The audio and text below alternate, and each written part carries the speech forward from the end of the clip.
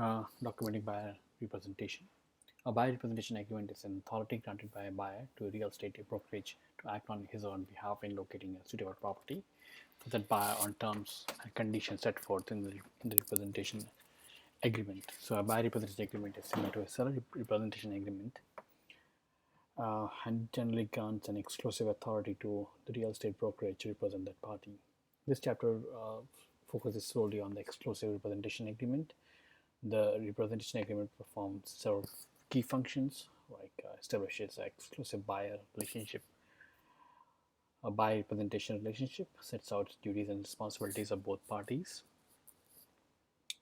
and details the commission agreement and details commission arrangement and buyer's responsibility should the commission not be paid by the seller.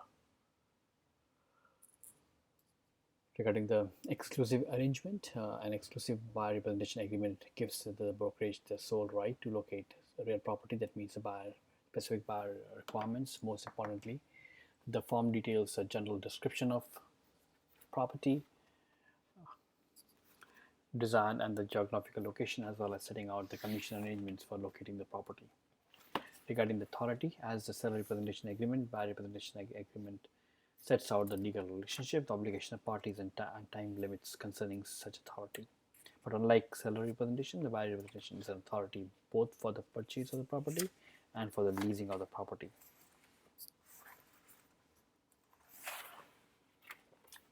The key provisions in the buyer representation agreement is the residential representation agreement. Residential representation agreement wordings in format can vary. The Oreo authority for purchase and lease is illustrated later. This chapter, while discussing detailed preparation guidelines, there are a couple of aspects like property type and location. Form 300 gives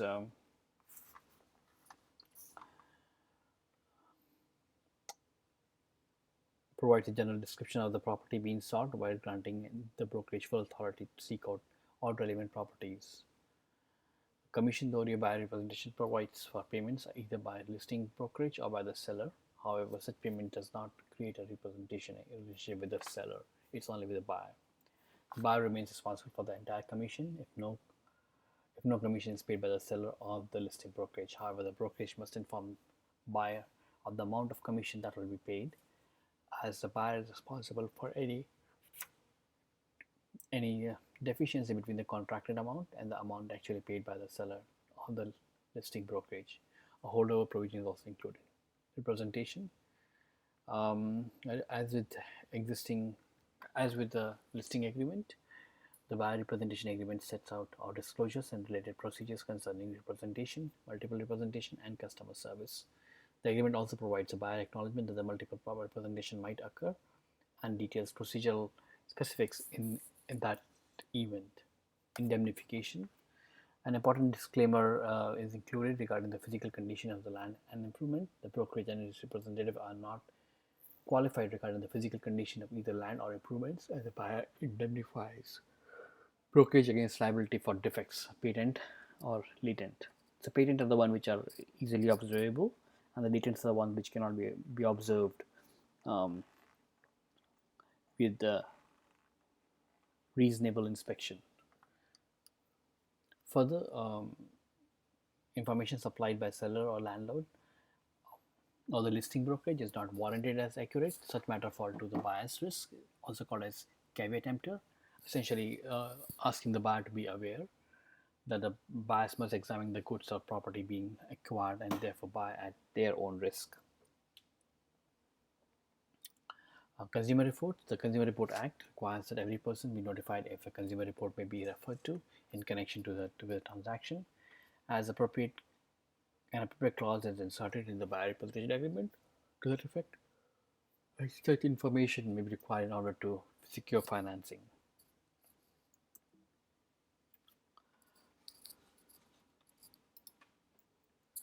So there's a notion of a buyer registry service.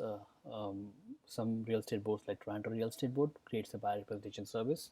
Essentially, it's a registry for all the buyers in an area, and And the buyer can register under this service if the buyer representation agreement is signed, which has a term of 5 days or longer. Only the buyer salesman representative or broker of record can enter details in the system. Like for Toronto Real Estate Board, there are established procedures to operate the buyer's registry service that are separate from the MLS. So those are separate systems. Responsibilities to the client. The OREO buyer representation agreement generally addresses responsibilities owed to the buyer by the registrant, but does not set out specific buyer-client expectations of brokerage and the representative in everyday market. Actually, are gradually evolving. A legislative list is something like assisting the buyer in setting out property preferences, developing a property profile for the guidance, seeking out property in a timely manner that meets buyer criteria, preparing a comparative market analysis, or analyzing a seller's provided comparative market analysis or other documentation like seller property information sheet, information statement, accurately and professionally preparing and conveying offers, taking reasonable steps to determine and disclose the buyer material facts relating to the acquisition of specific property, assist the buyer negotiation with strategies and options to advance buyer's interest, notation negotiation with the client to obtain lowest price, assisting the buyers with mortgage lenders, reviewing or otherwise assisting the client as appropriate with reports received and other documentation, informing the client of any significant steps taken in the course of representing the client.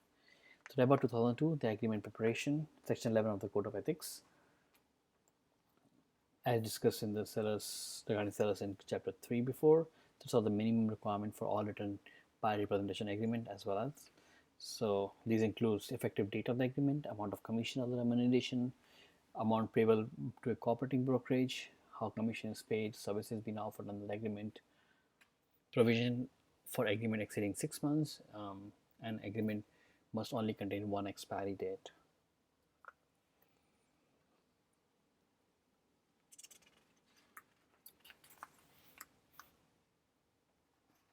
In the commercial buyer representation for Korea Form 540 generally follows the structure as a residential counterpart, but has important differences that require highlighting. For example, the commercial form expands the definition of purchase to include the option to purchase or transfer of shares or assets.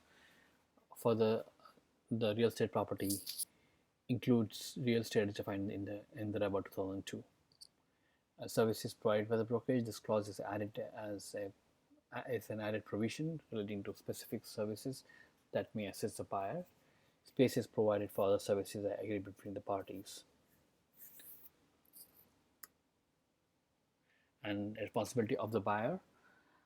Clause T sets out the specific duties owed by the buyer to the brokerage during the currency of the agreement. Commission negotiation.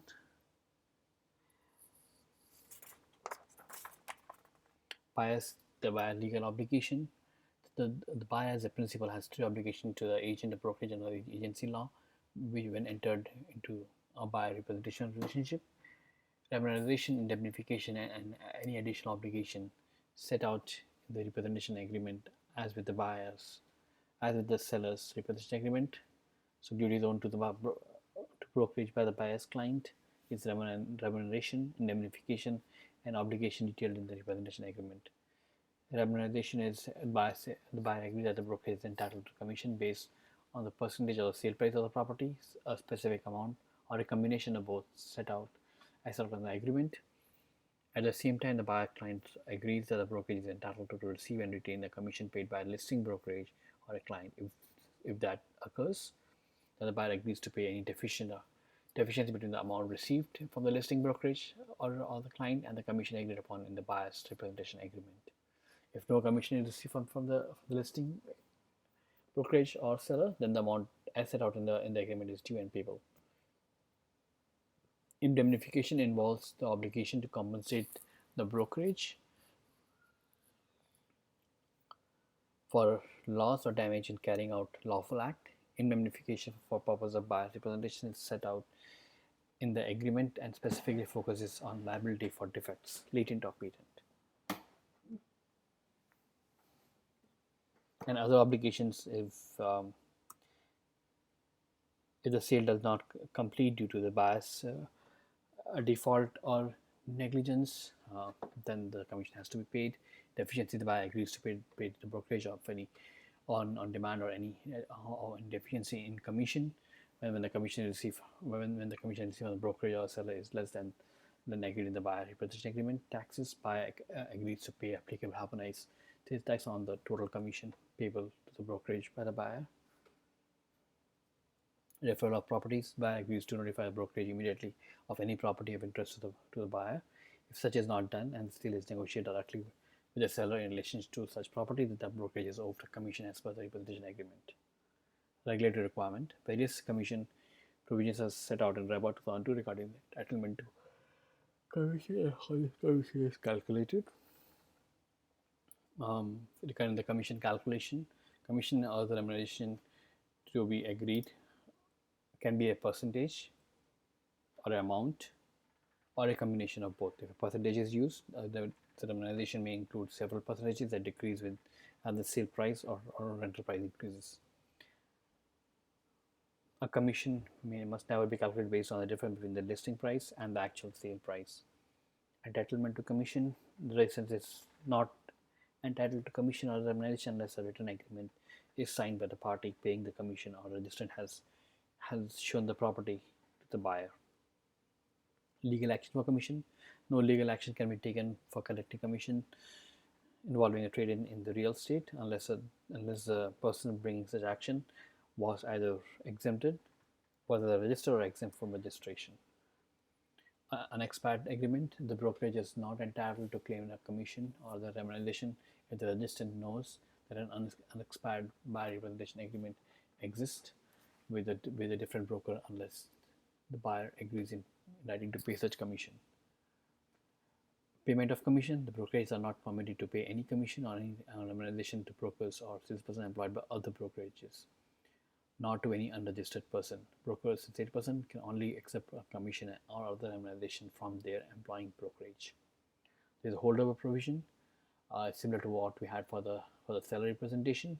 The term holdover technically refers to the provision in the agreement that remains after expiration of the original agreement. Interestingly, the payment of commission after expiration of representation agreement would constitute one form of holdover. Fortunately, the courts have long recognized that commissions are due and payable even though the representation agreement may have expired before the sale actually closes. The more crucial issue when discussing holdover provision involves a second dimension, that of a buyer introduced to a property during the term of the representation agreement. But the agreement of purchase or sale is concluded is after the representation agreement ended. So when that happens, the holdover provision provides that the buyer agrees to pay the commission, and normally the holdover provision is 60 to 90 days. But for commercial, it can be longer.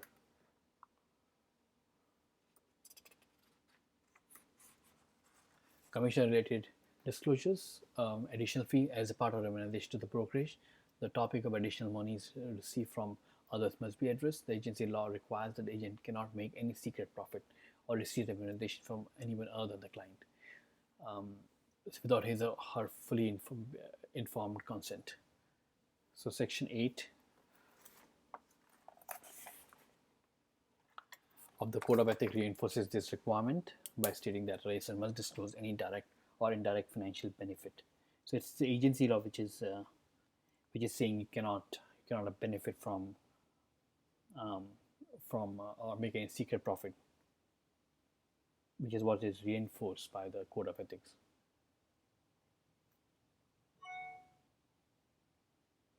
In the case of two commission, there is a requirement for a disclosure. The Code of Ethics addresses a potential situation that might arise in which a brokerage could potentially receive two commissions on one trade.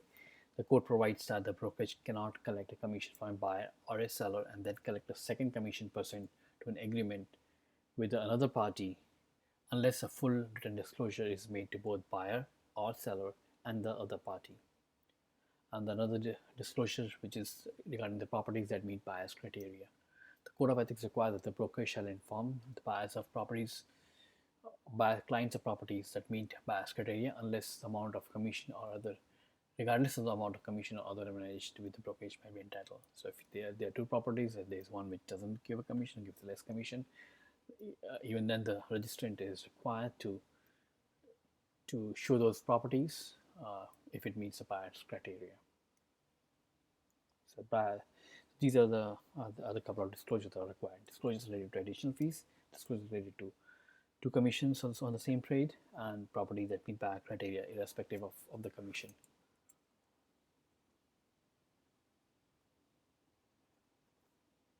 The next topic is supporting documents. The other support documents are the cancellation of buyer representation agreement or Form 301. The cancellation represents a release by both buyers and the brokerage, except concerning properties introduced to the buyers during the currency of the agreement. Assignment of broker representation agreement. A brokerage may require an assignment of a representation from existing broker representation agreement. For example, a salesperson who has an independent contractor agreement with the brokerage, which states that if the salesperson leaves the brokerage and the buyer client agrees, then the brokerage can assign the buyer representation agreement to the salesperson's new brokerage. So let's say the registrant was working at the brokerage A, and then and he had an agreement with the brokerage A saying that if he leaves, then he can take his clients to his new brokerage, let's say B. So in those cases, there's going to be an assignment of a buyer representation agreement from brokerage A to brokerage B, considering that the client is agreeing to that assignment. The assignment must be executed by the buyer and the assignee, and the copy returned to the original brokerage prior to the effective date. Amendment to the buyer representation agreement. This form is typically used for changes in the extended expiry or in the correction or any updating. Common errors and omissions. So essentially, there are a couple of tips that you should be avoiding. Avoid making statements that advance opinions or promote comparison, like the best property, worst investment. Avoid making those kind of statements. And don't make predictions or give absolute assurance. Nobody knows the future. Avoid giving vague statements and those kind of things.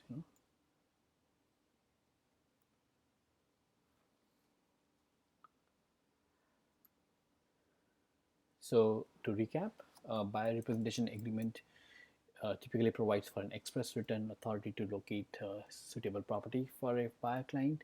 Precise knowledge of all pre-printed clause is required. Or if from use for registration purposes only, brokerage can have their own wordings. In terms of exclusive agreements, there's a notion of some key provisions like what are the property types, commission, representation, indemnification, and consumer report. In addition, there is a notion of a buyer's legal obligation, like the buyer is obligated to pay remuneration, it needs to indemnify the brokerage, and the other obligations if the sale doesn't complete due to buyer's default, then also commission is liable. Any deficiency in the commission should be covered up by the buyer. Taxes to be paid by the buyer, and buyer needs to also refer any properties that are of interest to the brokerage. Regulatory requirements are like commission calculation, entitlement of commissions, either written, legal action for commission, and there's unexpired commission agreement and payment of commission. So, for example, payment can only be received from implying brokerage. There's a holdable provision similar to seller's representation agreement, and there's commission related disclosure like additional fees. If there are two commissions involved, the properties that meets buyer criteria, and there's separate documents like cancellation of a buyer representation agreement, assignment of buyer representation agreement, and amendment of buyer representation agreement. That's all. Thanks.